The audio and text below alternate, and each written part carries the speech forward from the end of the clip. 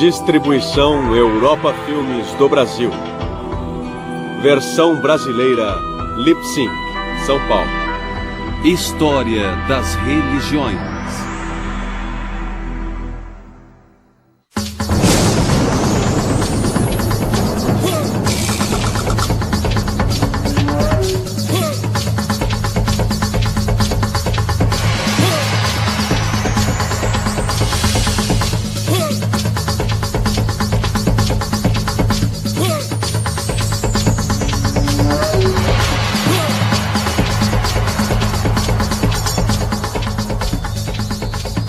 Religiões de pequenas sociedades. Com o silenciar dos canhões ao fim da Primeira Guerra Mundial em novembro de 1918, o presidente norte-americano Woodrow Wilson se pronunciou. Ele queria que as nações da Europa Oriental e de outras regiões se tornassem independentes, e ele foi o grande propagador da ideia de nacionalismo. Os movimentos nacionalistas na Ásia e no resto do mundo alcançaram um sucesso quase universal. Surgiram estados nacionais por todo o mundo. Essa reorganização do globo excluiu muitas sociedades minoritárias. Tais sociedades são comumente tratadas com desdém pelas maiorias. Elas produzem pouca literatura relevante, mas são importantes para a história das religiões humanas. E sua vivência espiritual é, com frequência, profunda. Muitas das pequenas sociedades do mundo ainda vivem da caça e da coleta. Outras são voltadas para a agricultura e o pastoreio. Cercadas por poderosas indústrias e sociedades tecnológicas, essas minorias são ameaçadas de extinção ou assimilação enquanto perdem a terra que provê sua subsistência. Essas pequenas sociedades também fornecem pistas valiosas sobre as várias fases do passado da espécie humana. Antes do crescimento das cidades por volta de 5.000 anos atrás, no Oriente Médio, onde hoje se localizam o Egito, o Iraque e a Síria, a humanidade vivia como as pequenas sociedades de hoje, centradas na cultura oral.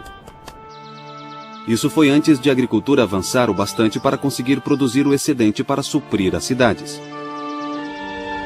Há relativamente poucas sociedades pequenas na Europa e na região do Oriente Próximo, porque o cristianismo e o islamismo têm dominado essas regiões desde tempos antigos.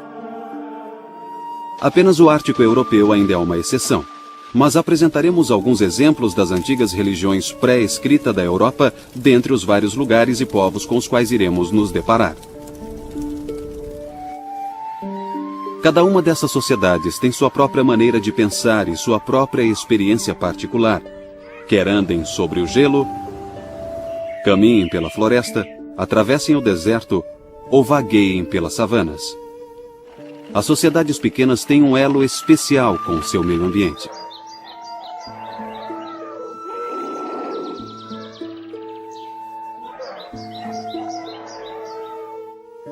Uma das figuras religiosas mais importantes dessas pequenas sociedades é o xamã. A palavra xamã é originária da Sibéria. Significa um tipo de profeta que é dado a ter experiências e visões espirituais e é treinado para tornar-se um líder religioso.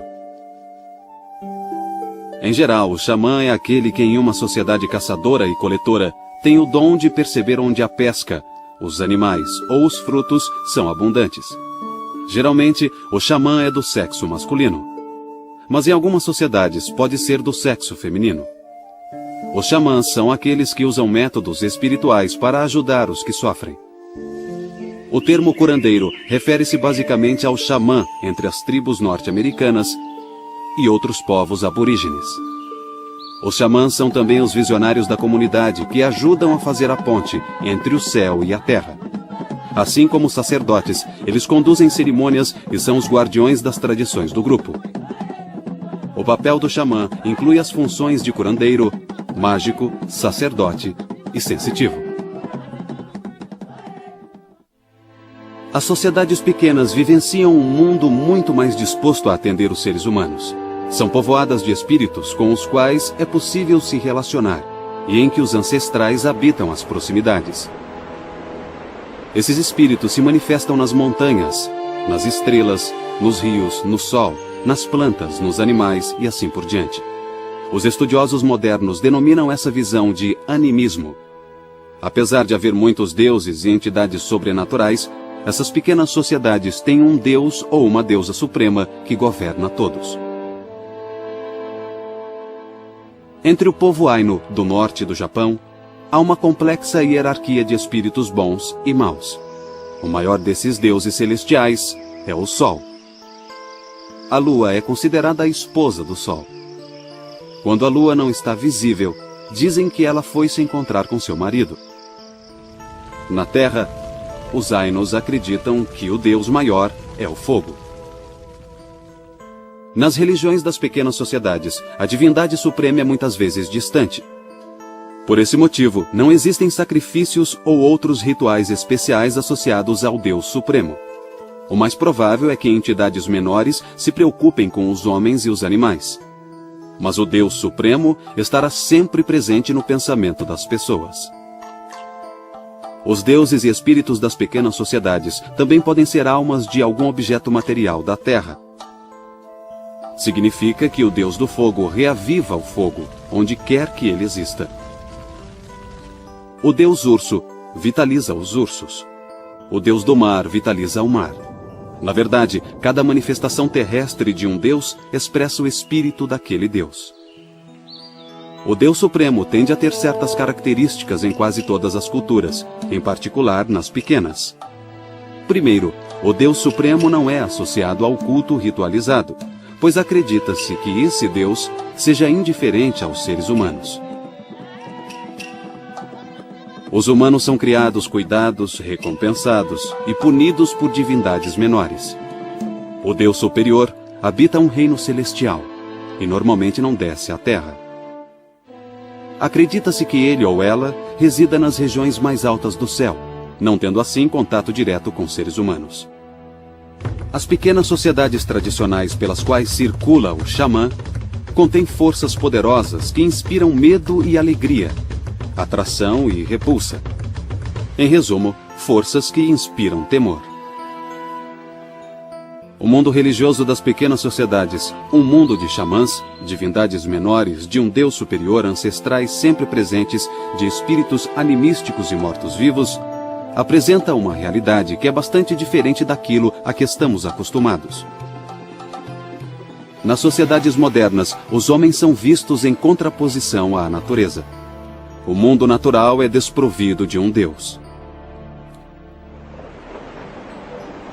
Temos que exercitar nossa imaginação. Temos que imaginar que os deuses vivem à nossa volta. No trovão, nas árvores, nos rios e nas montanhas, nos ursos e nos leopardos. De certo modo, não é fácil imaginar os deuses sob as luzes das ruas iluminadas pela eletricidade gerada por energia nuclear. Nas cidades iluminadas, não enxergamos as estrelas. O mistério e o poder divino são mais difíceis de encontrar no mundo moderno que iluminou a noite, viajou até a lua e curou as principais doenças. Em muitas pequenas sociedades, o xamã é uma figura de elite, atraído para sua profissão pela hereditariedade ou pelo fato de ele ter tido uma visão ou sonhos repletos de significado. A visão pode ter sido induzida por práticas ascéticas, tais como se submeter ao frio ou calor intenso. Por exemplo, chalés para suar são utilizados no norte da Europa, na América do Norte e pelos povos da Sibéria. É um tipo de tenda ou cabana, onde se colocam pedras aquecidas. São os precursores da sauna que os ocidentais modernos desmistificaram e converteram em um instrumento para alcançar o bem-estar físico. Todo xamã deve demonstrar grande talento visionário. Entre muitos nativos da América do Norte, existe a tradição fortemente arraigada na busca da visão, em que um jovem sai para viver sozinho em um local selvagem e de grande significado espiritual. Aqui, o aspirante a xamã espera que um sonho ou visão legitime seu potencial visionário. Durante o treinamento, o xamã também recebe orientações sobre remédios e plantas, aprende técnicas para afastar a morte ou ressuscitar um morto. As aventuras oníricas do xamã também o levarão a conhecer outros mundos. e isso lhe dará segurança em sua futura vocação. Ele agora é curandeiro, e é também o que os gregos chamavam de psicopompo, ou condutor das almas. O deus grego Orfeu, músico divino, capaz de encantar aves, animais, humanos e deuses, desce às regiões abissais para resgatar sua esposa, Eurídice, que morreu picada por uma cobra. Ele tem permissão de trazê-la de volta ao mundo dos mortais, desde que ele a conduza e ela o siga. Mas existe uma condição fatal. Orfeu não deve olhar para Eurídice durante o trajeto. A despeito da ordem, ele olha para ela no último momento e a perde para sempre. Em inúmeras culturas, os especialistas sagrados também usam máscaras. Isso demonstra uma mudança de identidade, já que o sacerdote assume a aparência do ser divino durante as cerimônias sagradas. Esta máscara é da tribo Bazong, do Zaire. É chamada de máscara Kifube, que significa máscara, e na verdade ela é considerada a máscara para a cura mais eficaz em toda a África. A sua estruturação é magnífica, o seu formato procura recriar a aparência de um lagarto, e ainda mais significativo é que ela tem essa boca beiçuda, demonstrando a capacidade da máscara de extrair a febre dos doentes. Esta é uma máscara Mende, pertencente aos bundos. Esta é uma das poucas máscaras criadas exclusivamente para as mulheres usarem. Há pouco tempo, ao descrever estas máscaras, nossa tendência era pensar que a fisionomia do rosto era aquela que agradaria esteticamente aos maridos das mulheres Mende. Mas, entretanto, sabemos hoje que a testa larga não é um defeito físico, ao contrário, representa a grande imaginação e inteligência das mulheres. O rosto delicado procura mostrar, comparado à fronte larga, que a beleza do rosto, a inteligência e a imaginação, elas devem ficar em equilíbrio. Assim, de um modo geral, a vestimenta do xamã é um símbolo de sua ligação íntima com as forças sagradas do mundo. A vestimenta mostra como os deuses e os espíritos são representados. Em muitas civilizações, buscamos as imagens de deuses e santos nos templos. Mas neste caso, é como se o xamã fosse o templo. Podemos ainda acrescentar que nem toda a elite espiritual preenche o papel completo do xamã, mas alguns elementos do padrão xamânico estão presentes num grande número de sociedades. Às vezes há um profeta visionário que não se envolve com processos de cura, mas faz a ponte de comunicação entre espíritos e seres humanos. Um sacerdote realiza cerimônias, mas não tem necessariamente a mesma vivência e prática em questões de experiência religiosa. Há muitas explicações de como o cosmos supostamente surgiu.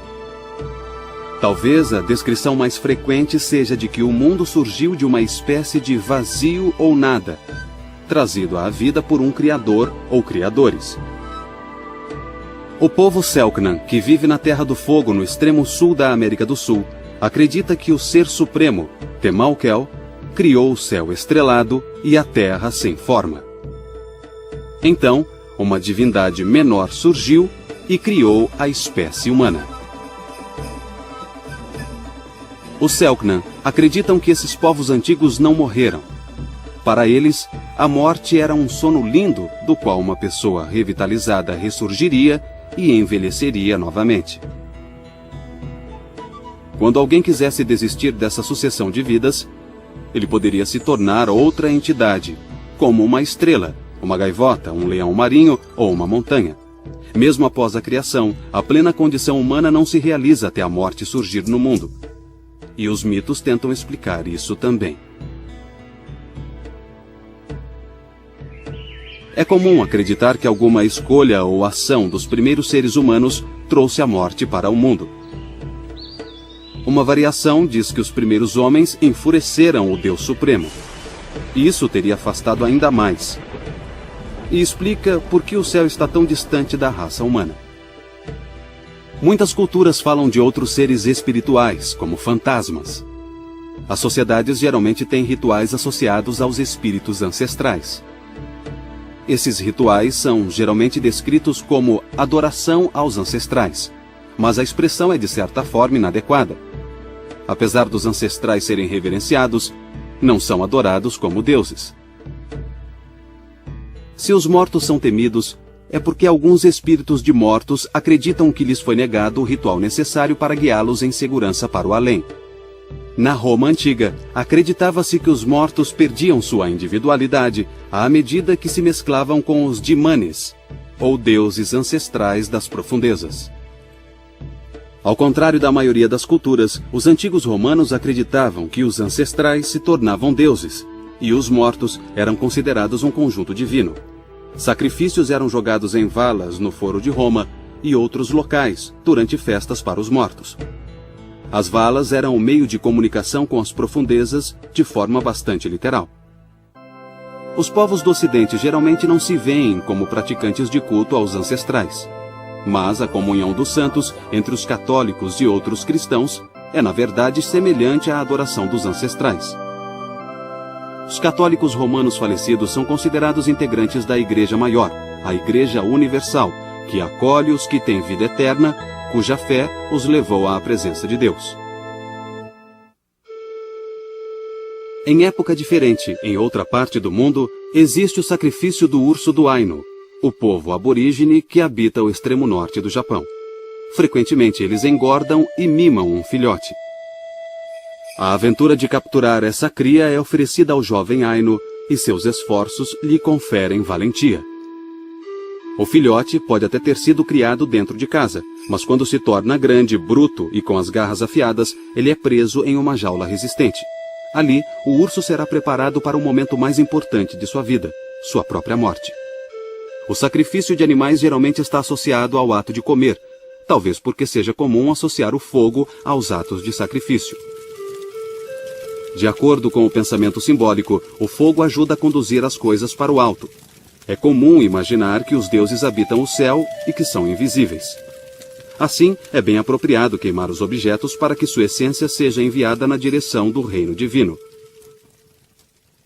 Aqueles que fazem o sacrifício renunciam a algo valioso. Como qualquer presente, perde o significado se não tiver valor. Geralmente, o sacrifício é oferecido para influenciar o humor do espírito, mas pode ser que o ofertante acredite que seja devido. Os sacrifícios são realizados para que determinado Deus se mantenha bem relacionado com quem faz o sacrifício. Algumas oferendas são feitas para trazer chuva ou colheitas férteis, ou vitória numa batalha. Assim, os sacrifícios cobrem mudanças naturais e eventos materiais que beneficiam o indivíduo ou o grupo. Eles podem auxiliar nas mudanças sociais ou podem expiar algum pecado ou quebra de tabu. Até recentemente, alguns povos realizavam sacrifícios humanos. Isso pode incluir elementos de canibalismo por motivos bastante óbvios. Assim como o consumo de carne animal é visto como algo que fortalece quem a consome, comer a cabeça ou o coração do chefe inimigo pode transferir sua coragem e força a quem o matou e a seu grupo.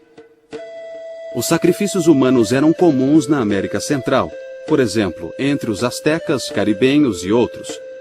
A lógica dessa prática era a de que a oferenda era bastante valiosa ou poderosa. Os astecas tratavam a vítima de sacrifício com muito respeito e lhe ofereciam uma ótima vida enquanto ela durasse. Os astecas também acreditavam que o jovem a ser sacrificado se tornaria um deus após sua morte.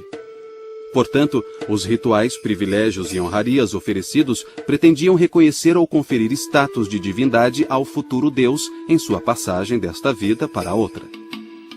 Como já vimos, nem todo sacrifício envolve a matança de homens ou animais. Vários envolvem plantas ou até presentear com artefatos. O importante é o valor da oferenda. E nem todos os rituais implicam em sacrifícios. Como já vimos, o xamã também é curandeiro, e essa função requer certos rituais. Outros ritos antigos que persistiram nas sociedades indígenas incluem formas de magia, manipulação de forças sagradas inerentes ao mundo natural, métodos de cura através de curandeiros e curandeiras, magia, adivinhação e o uso de oráculos. Na verdade, parece que uma variedade de práticas similares espalhou-se um dia pelo mundo, produzindo um conjunto de diversas religiões com vários temas em comum.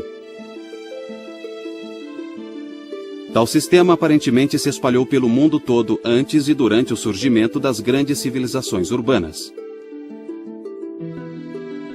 Antropólogos e demais estudiosos têm debatido muito sobre as diferenças entre magia e religião. A distinção é muitas vezes difícil de ser feita. Como alguns de nós, de culturas avançadas e tecnológicas, costumamos duvidar da magia. Geralmente não percebemos que a fórmula mágica é muito razoável dentro de uma visão de mundo onde não há concepções científicas modernas. A magia costuma empregar fórmulas sagradas, como orações. As pessoas oram pedindo chuva porque pensam que o Deus do céu controla as nuvens de chuva. Ou podem tentar manipular um poder secreto das nuvens. Em algumas sociedades, acredita-se que determinada fórmula traz chuva com ou sem a vontade do Deus da chuva. A adivinhação inclui a noção de que semelhante afeta semelhante. Quando se observam práticas adivinhatórias, é preciso considerar a energia que está por trás. É preciso entender que o método de adivinhação, seja lendo tarô, ou runas, ou ossos de galinha, ou gotas de sangue, como os adeptos de santeria faziam no passado, tudo isso são apenas meios de acessar essa energia. Então você não está realmente lendo o instrumento, está interpretando a energia por trás dele. A prática da adivinhação é um meio de se conectar com o espírito ou consciência universal ou Deus, como quiser chamá-lo, e obter maior conhecimento sobre uma questão específica. Para tentar adivinhar, as pessoas geralmente fazem uma pergunta e realizam uma ação física, como jogar uma pedra. Se a pedra cair para um lado, a resposta é sim. Se cair para o lado oposto, a resposta é não. Tais recursos de adivinhação são amplamente conhecidos.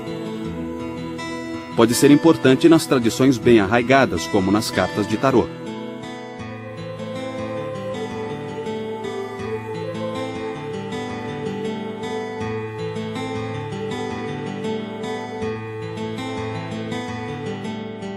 Muitas pessoas também acreditam no augúrio, que é a crença em presságios. Nesse caso, visões ou sons, tais como os de pássaros, podem ser indicadores de algum evento futuro. Os rituais de magia muitas vezes incluem a prática de bruxaria. Se uma pessoa sofre um infortúnio ou adoece, isso pode muito bem ser atribuído à ação maligna de uma bruxa. A arte da adivinhação, isto é, a leitura de oráculos, presságios e profecias, comumente inclui a tentativa de identificar o malfeitor para reverter o mal.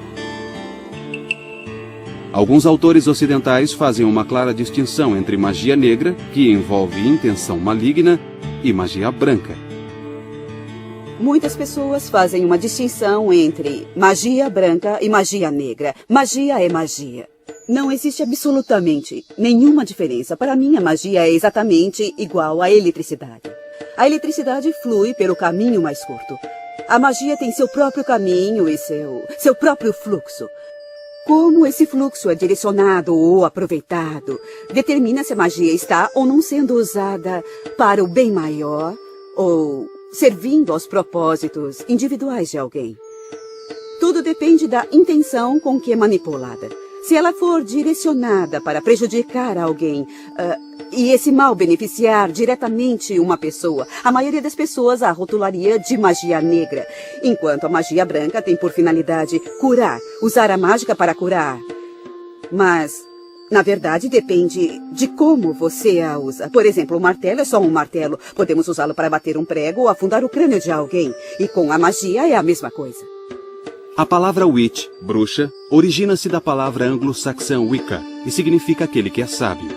Wicca não é satanismo. Não comemos criancinhas, não sacrificamos pessoas nem animais. Muitos dos estereótipos de hoje surgem diretamente do que foi divulgado por Hollywood. Wicca é uma religião de culto à terra, naturalista, que honra as duas faces da divindade, o Deus e a deusa. E os seguidores de Wicca honram a terra. A bruxaria incorpora uma crença chamada de causalidade análoga. Uma pessoa pode influenciar outras através de meios naturais, tais como espetar uma boneca que se parece ou tem certa semelhança com a vítima em questão. Isso é o que muitas pessoas conhecem como boneca ou boneca de voodoo. A tradição voodoo utiliza bonecos que representam a pessoa contra quem o trabalho é feito e tem uma série de conotações negativas. Mas algo dessa natureza não serve apenas para prejudicar alguém. Pode também ser usado para curar, que era a sua função original. Usa-se isso para focalizar e representar a pessoa que necessita de tratamento e colocar pedras ou qualquer coisa tangível para visualizar a cura. Então, é preciso dizer que há muitas conotações positivas além de negativas. Geralmente, quando pensamos em religião, a moralidade não está muito distante. Então, é surpreendente saber que nas sociedades pequenas há pouca ou nenhuma ligação entre religião e moralidade. Nem mesmo os deuses agem sempre de maneira muito nobre.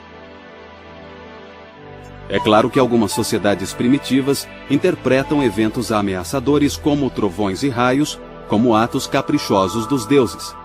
Às vezes, esses eventos são interpretados como punição por alguma transgressão humana ou, talvez, por violar um tabu. Eventos ameaçadores também são interpretados como vingança divina, que é uma motivação divina que tem pouco ou nenhum mérito moral.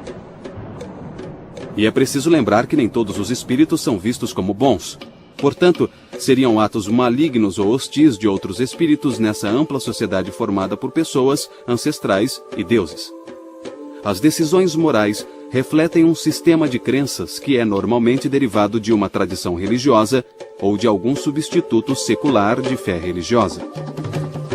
Assim, não deveria ser surpresa que diversos grupos indígenas considerem a moralidade, os costumes e os tabus como parte de uma visão de mundo mais ampla, que inclui o que hoje conhecemos como religião. A questão é que, para a maioria dessas sociedades, é o comportamento inadequado que ameaça o grupo. Geralmente, as sociedades também condenam as ações que possam ameaçar ou enfraquecer a comunidade. Mas numa pequena sociedade com seus ancestrais e deuses, não é fácil distinguir as normas socialmente definidas das religiosamente definidas. As pequenas sociedades seguem várias moralidades sexuais. Existe o casamento arranjado, o casamento por sequestro, o casamento temporário, a coabitação pré-marital e, em alguns grupos, até mesmo casamentos entre irmãos e irmãs. Um grupo pode ser poliândrico, no qual a mulher tem vários maridos, ou pode ser polígamo, no qual o homem tem várias esposas. As pequenas sociedades sobreviveram em ambos os casos. Enquanto o adultério seja quase sempre banido e cause conflitos em algumas sociedades, há sociedades em que a esposa é oferecida ao hóspede, como entre os inuites. Os ocidentais criticam severamente o que chamam de ética primitiva, porque ela abrange práticas como o canibalismo e o sacrifício humano, apesar de serem poucas as sociedades que as praticam. A noção de sacrifício que os primeiros missionários cristãos consideraram abominável entre os africanos, que seria o sacrifício humano e o animal, basicamente não tem muita diferença entre o ato de sangrar uma galinha e consumir o vinho, que simboliza o sangue do Salvador crucificado. Ao converter as pessoas à fé cristã, os missionários achavam que estavam elevando-as à civilização. O comportamento ocidental perante populações nativas nem sempre confirmou sua suposta superioridade moral. Indígenas vulneráveis foram exterminados indiscriminadamente. Terras foram roubadas. As mulheres nativas foram forçadas ao concubinato. Tudo isso dificilmente deu aos indígenas um senso elevado de ética ocidental.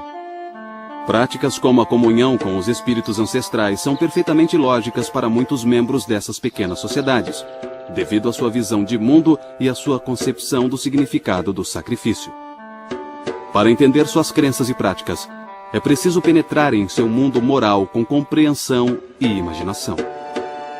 Mas às vezes nossa empatia é bloqueada pelo preconceito que prevalece na cultura ocidental, e que afirma que as crenças e práticas dos povos indígenas são, de certa forma, supersticiosas e ultrapassadas.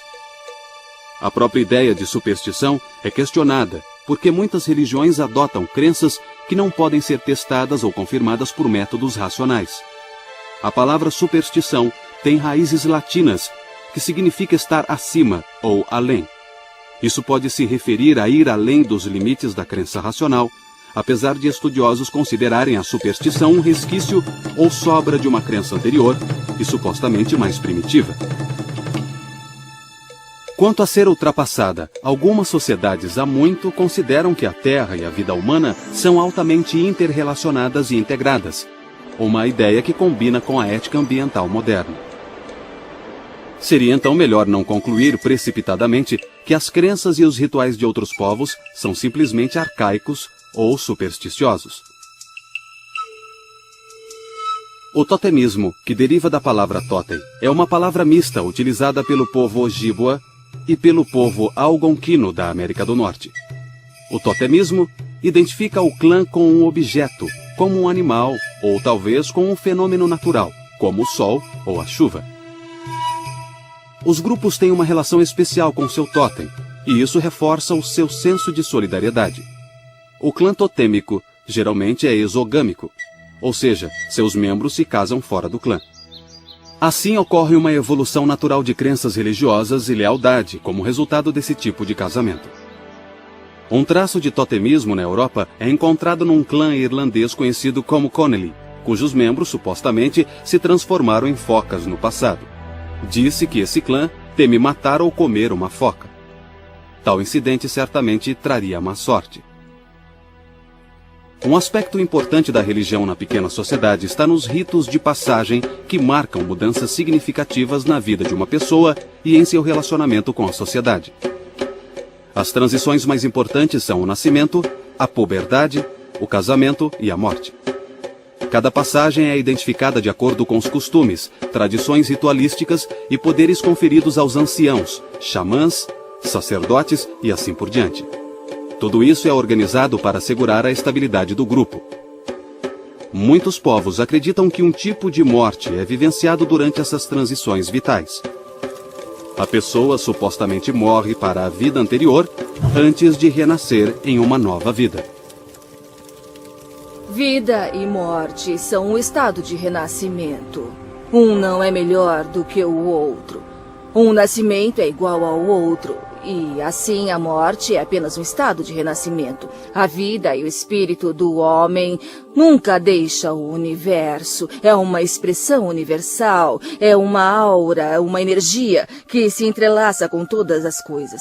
Assim, a estrutura física deve descansar, pois a vestimenta física é como uma roupagem, ela se desgasta. E através de energias diferentes que temos que suportar, nós sabemos quando chegou a hora de deixar o corpo físico e partir para o celeste. A primeira iniciação vem depois do nascimento, quando a sociedade incorpora ritualmente um novo ser humano no seio da comunidade. A cerimônia tem um significado social e um significado sagrado. Socialmente, a nova pessoa é admitida à sociedade. Se tudo correr bem, ela será iniciada na vida adulta, se casará e, por fim, passará para a vida após a morte. Espiritualmente, considera-se que a criança foi submetida e mergulhou na correnteza dos vivos, ou seja, nas águas da vida. Entretanto, dentre todos os rituais de passagem, o mais importante é o que se segue à morte. Muitos, se não todos os povos indígenas, acreditam na sobrevivência de ancestrais e as cerimônias fúnebres garantem passagem segura para a outra vida, quando então poderão se reconectar à comunidade terrena. De certa forma, continuarão a integrar a sociedade terrena. Assim, para os povos indígenas, o funeral é menos o fim e mais uma iniciação para o outro mundo. Os rituais de passagem ajudam a manter a estabilidade e a ordem na comunidade. De modo geral, as sociedades que têm uma dimensão ritual mais rica e complexa precisam de especialistas para executar esses rituais, ou seja, os sacerdotes. Por exemplo, os sacerdotes são necessários para empossar o chefe, cuja autoridade é legitimada pelos rituais que lhe dão novos poderes. Os rituais são parte importante dos costumes e da lei, e estabelecem funções especiais ou mudanças de status que devem ser respeitadas de forma a propiciar estabilidade social. Para os jovens, as iniciações impõem disciplina e até mesmo rigor para prepará-los para as privações da vida adulta.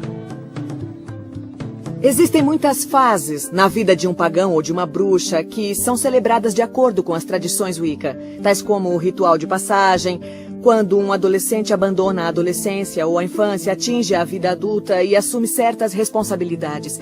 O rito de passagem o posiciona dentro da comunidade e ele passa a integrar e ser responsável perante ela.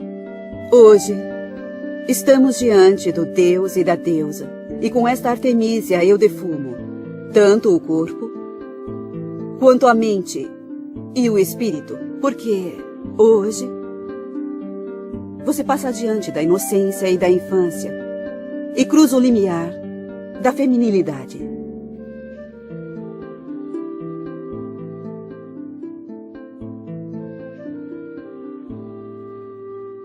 O xamã influencia a noção de tempo e espaço da comunidade. A compreensão dessas ideias é um aspecto importante das dimensões filosóficas ou doutrinárias de uma religião. Os deuses atuam em um tempo mítico, algo que os aborígenes australianos chamam de período onírico, ou de sonho. O tempo mítico é como o tempo cronológico, mas não é exatamente a mesma coisa, assim como os confins do espaço não são como o espaço comum. Os deuses vivem e atuam ao nosso redor, mas eles também existem nesses hipertempos e hiperespaços.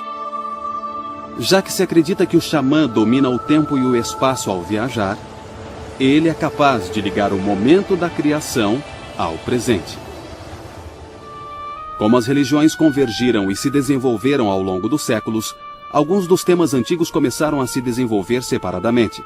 A sociedade tornou-se mais diferenciada e vários aspectos da prática e da vida xamânica foram reformulados. O impacto mais profundo nas sociedades pequenas ocorreu durante o período moderno, quando a Terra foi dominada, primeiro pelos impérios e depois pelos estados nacionais. Quando as tribos habitavam regiões cobiçadas, eram simplesmente transferidas ou dizimadas. O tráfico de escravos deslocou muitos povos e destruiu grande parte de suas culturas. Quando o Império Otomano foi vencido e desmantelado após a Primeira Guerra Mundial, muitas terras árabes foram dominadas por potências europeias. Essa imensa revolução cultural atingiu mais duramente os povos indígenas. Retraídos em seu habitat, os povos indígenas sofreram muito com o choque da era colonial moderna. O colonialismo trouxe doenças estranhas, novas técnicas fantásticas e conhecimento, missionários, escrita, governos nacionais, novas religiões, novas medicinas e uma cosmologia muito diferente.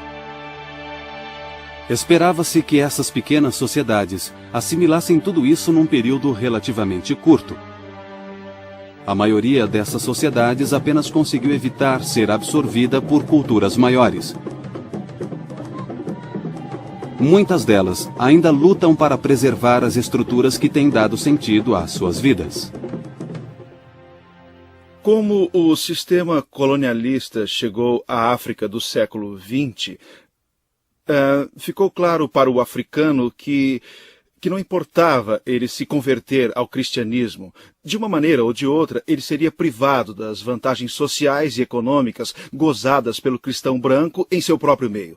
De fato, um dos boatos mais comuns na África inteira na virada do século era o de que os colonialistas escondiam a Bíblia verdadeira do negro africano e, por causa disso, de certa maneira, ele não podia participar plenamente da cultura, da sociedade e da riqueza material do homem branco que vivia ao seu redor. Esse descontentamento gerou uma enorme leva de profetas e messias que surgiram do seio dos grupos africanos. Esta é uma tradição, é claro, que teve como auge o arcebispo Desmond Tutu, quando ele se manifestou contrário às potências colonialistas. Foi exatamente isso o que as primeiras figuras messiânicas e proféticas fizeram na África. Até o período colonial, as forças políticas deixavam os povos indígenas livres para seguirem seus costumes. Tratado de paz. Mas agora os regimes colonialistas queriam impor uma estrutura administrativa unificada e um padrão educacional uniforme.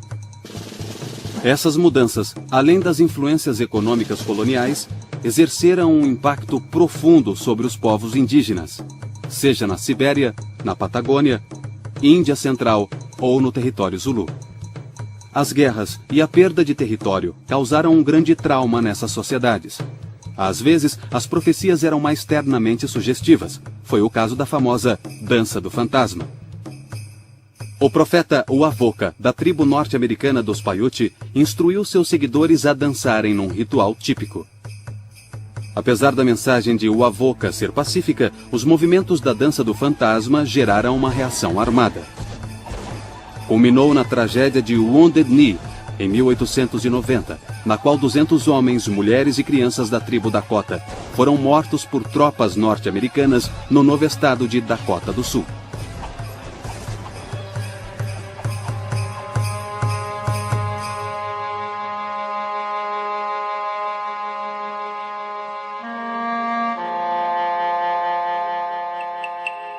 O épico maia intitulado Chilam Balam também teve esse efeito perverso, porque previa que o deus maia Kukulkan, conhecido como Quetzalcoatl pelos astecas, retornaria um dia para governar.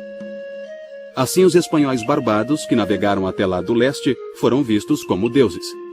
Os maias foram cruelmente conquistados em meio a uma carnificina. Nem todos esses movimentos sobreviveram, mas testemunham tentativas de lidar com mudanças novas e dolorosas. Os Zulus foram derrotados pelos britânicos em 1879 na Batalha de Ulundi, e leis posteriores os destituíram do direito à terra. Por quase um século, o espírito do povo Zulu tem sido massacrado. Mas é preciso lembrar que sinais de renovação, desespero e esperança ressurgem em todo o mundo entre os diversos povos ameaçados pela expansão ocidental. Em algumas pequenas sociedades indígenas, há um movimento superior aos movimentos religiosos por um amplo conceito de mobilização de todo um povo ou região cultural. Nessas regiões, as religiões multifacetadas de antes tenderam a se aglutinar. Novas vozes foram ouvidas entre os povos indígenas. A tendência emergente de agrupar imensas regiões culturais mostra o crescimento de uma autoconsciência entre os povos indígenas.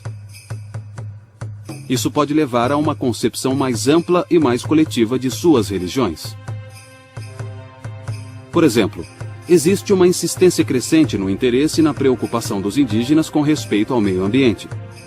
A visão tradicional de que a natureza é animada pelos espíritos gera um impulso de cuidar da natureza como parceira. Os povos indígenas são especialistas em conviver com o seu meio ambiente. Eles sabem como viver em circunstâncias bem diferentes daquelas das nossas sociedades tecnológicas. Ao longo dos séculos, as grandes civilizações absorveram elementos de culturas indígenas mais antigas, transformando seus rituais em ritos que têm um novo significado.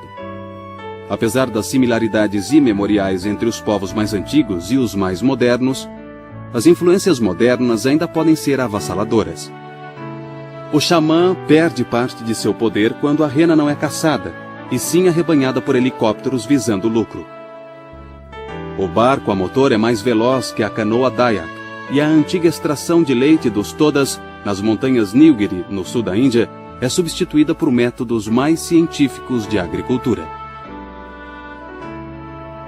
A mesma integração da pequena sociedade a expõe a armas, bebidas alcoólicas, rádios e oportunidades de viagem. Isso não significa que as religiões indígenas irão desaparecer, embora algumas talvez desapareçam.